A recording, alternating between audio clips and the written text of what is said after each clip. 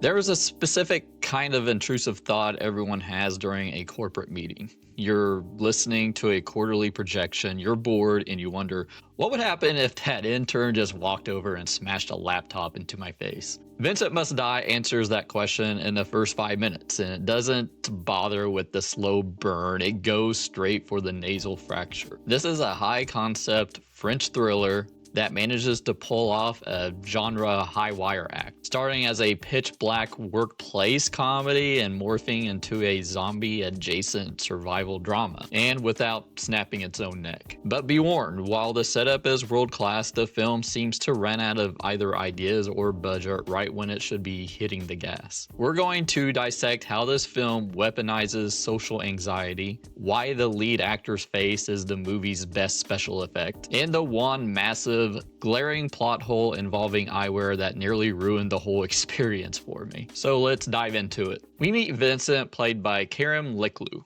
who is doing a fantastic job looking like a guy who just wants to get through the week. Leklou's performance is actually the glue holding the entire premise together. He has this layered, quiet, everyman aesthetic that makes the violence feel genuinely shocking rather than action movie cool. He's a graphic designer at Lion, living a life of beige mediocrity until the universe decides to punch him in the face. After the laptop incident, a second colleague stabs his hand with a pen.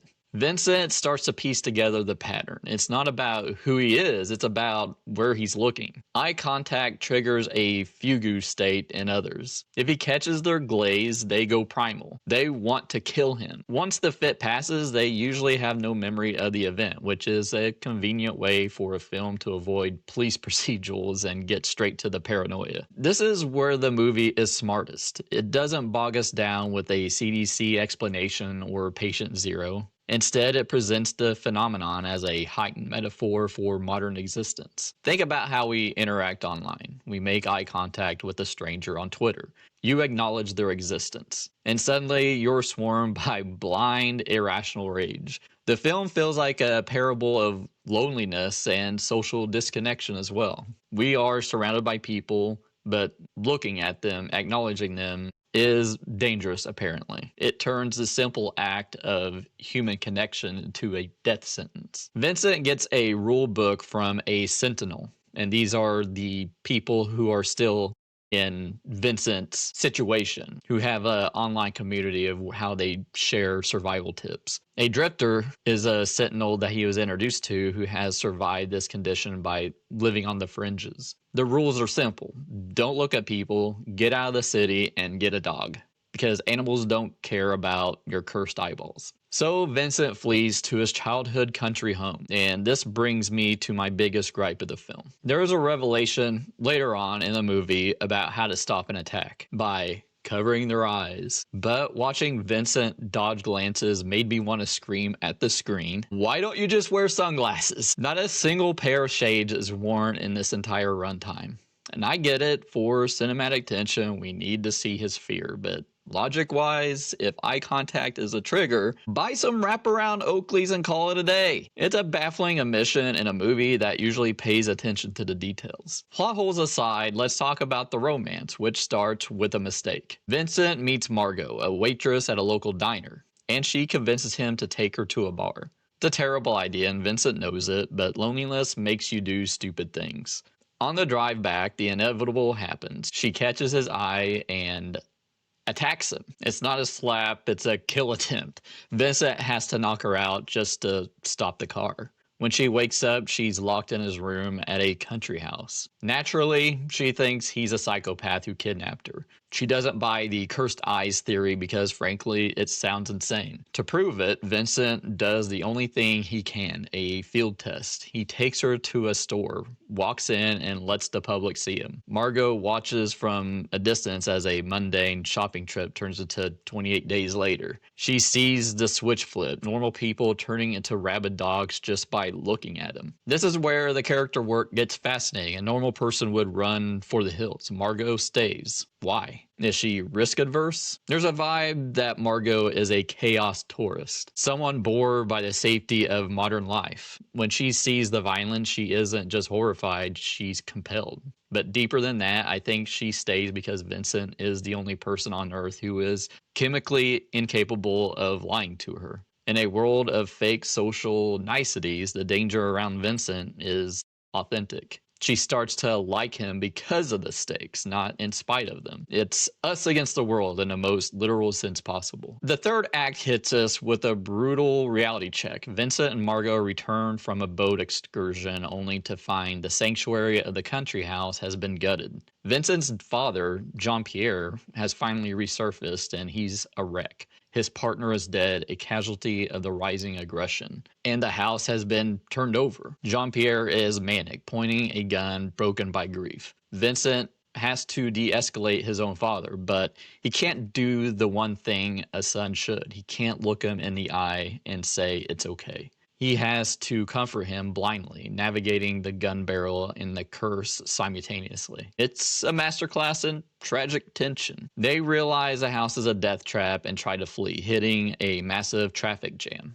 This is where the societal collapse becomes undeniable. It's not just Vincent anymore. The rage is viral. Random eye contact everywhere is triggering mass brawls. And throughout the movie, subtle hints are thrown in there through radio, broadcast, and other means. It's not like it just comes out of nowhere. Jean-Pierre, perhaps realizing he's a liability or just unable to live in this new world without his partner, makes a choice. He cuts himself loose. Vincent had restrained him for safety and simply walks into the chaos. He surrenders to the madness. Vincent tries to go after him to save his dad from the mob, but Margaux stops him because she becomes the voice of cold survival. She convinces him that if he steps out of the car, they will all die. It's a gut-wrenching moment where Vincent has to choose between his past, his dad, and his future, Margaux. He chooses the future and it costs him a piece of his soul. The most interesting beat here isn't the societal breakdown, but Vince's internal one. Now that everyone's infected, he stares Margaux in the eye and attacks her and nearly kills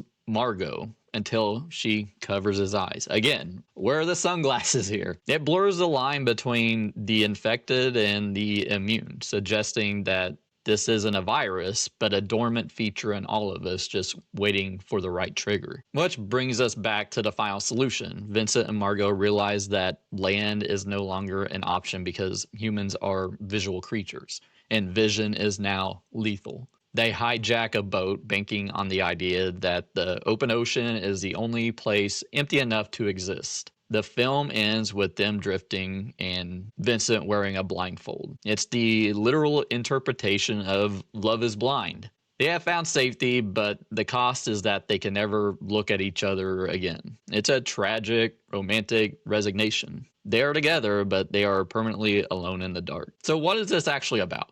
Because it's clearly not just about magic, angry eyes. Vincent Must Die is analyzing the exhaustion of modern perception. We live in an era where to be seen is to be a target. Think about online discourse. You post an opinion and you are perceived by the algorithm, and suddenly total strangers are projecting their worst anxieties and hatred upon you.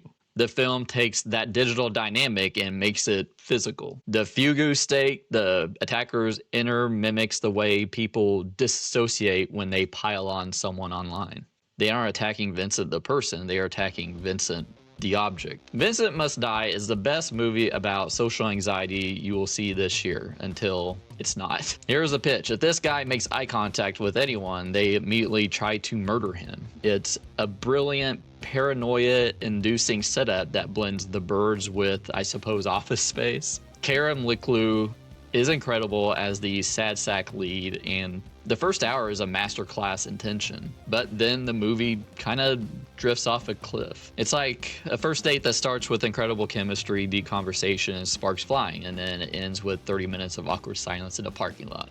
The third act runs out of steam and the internal logic falls apart. Seriously, why does nobody in this universe own a pair of sunglasses? In the end, while poetic, feels like a shrug. I'm giving Vincent Must Die a 3 out of 5. Come for the laptop smashing, stay for the blindfolded romance, but don't expect the finale to match the setup. But did you see Vincent Must Die? Let me know in the comments what you thought of it. I completely forgot this is part of the AMC double feature back in Halloween, along with Hallow, which I'll probably watch here soon. But yeah, let me know what you thought of it down in the comments below. If you enjoyed this video, maybe hit that like button and consider subscribing or joining our YouTube membership. And I'll see you in the next one.